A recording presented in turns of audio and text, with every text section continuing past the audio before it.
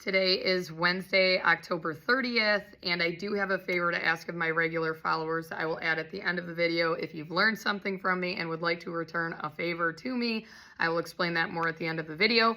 But today's agricultural fact of the day pertains to an article that Ag Daily published on October 18th of this year, and it has to do with some large-scale chicken production. Today's agricultural fact: Pure Prairie Poultry has filed for Chapter 11 bankruptcy, leaving behind not only unpaid employees, but also 1.3 million broiler chickens across 14 Iowa farms and even more across other Midwestern states.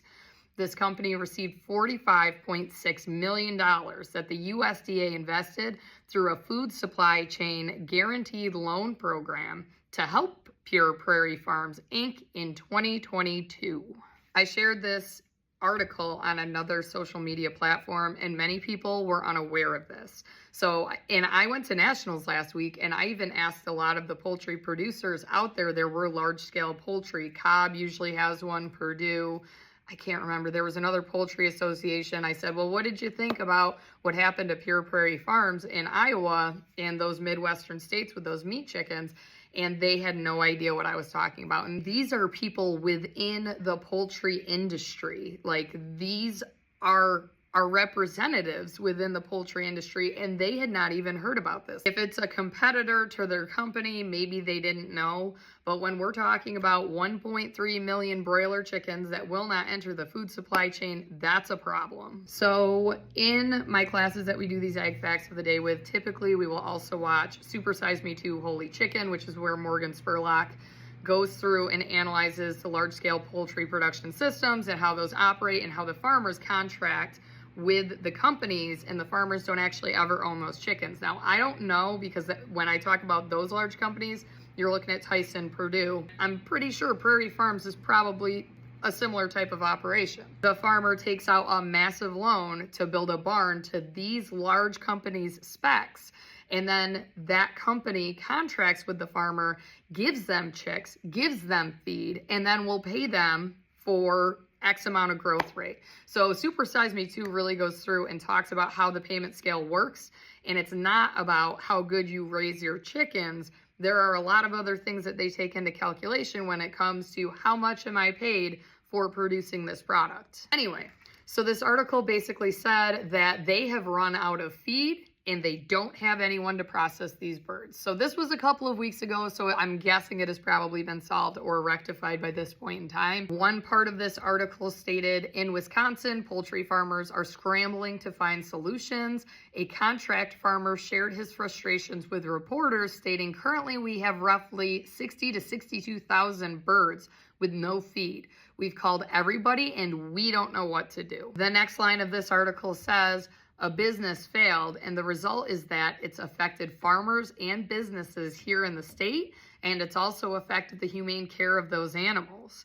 What happens to the guaranteed loan program money, the $45.6 million that the USDA is not going to see paid back? And again, I don't know if this article has been updated since it's been published, and I don't have time to look up another article to see how it has progressed, but if you know, you can comment or stitch or whatever a response to this. In Iowa, officials have stepped in to feed the affected birds. In Minnesota, steps had been taken to unalive them. And when I say unalive, like, they put it as euthanize. So I don't think that those birds actually entered the food supply chain. It also looks like the employees that worked in that processing plant has not been paid since the plant's closure on October 2nd. So it appears, according to this article, that those workers are still owed a paycheck.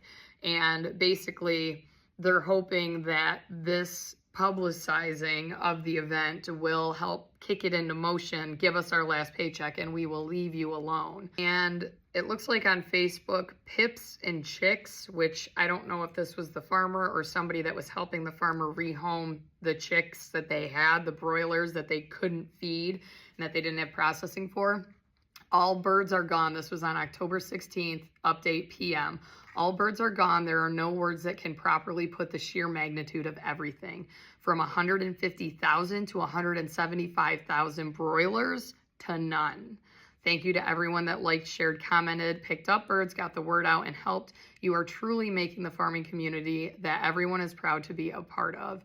So it looks like some of them were successfully rehomed. But I wanted to do this as the ag fact because this happened a couple of weeks ago. And if you had not heard about it, really, please comment, because I'm curious how far the reach was of this. If it was just statewide that they publicized it. I happened to find it because I had Ag Daily alerts turned on my smartboard. I saw it pop up. I saw the article pop up when it was published, and I clicked on it because I was like, wow, that sounds really interesting. I want to learn more about it. And then this entire article, I couldn't believe it. And I've not seen anybody else publicize about it or say anything about it. So please comment if you learned something new today. Large-scale agriculture, although it is efficient, sometimes in instances like this, may not always be the best option. There still are things that just need to be figured out, and I pray that this doesn't happen in another area of production. Now, to the followers that would like to help me, there is this award called the Golden Owl Award, and I would really like to win that award for New York State. So there is an application, a link that you can fill out in order to recommend me, and the top winner in the state receives a $3,000 check. So if you want to recommend me, comment and I'll send you the link.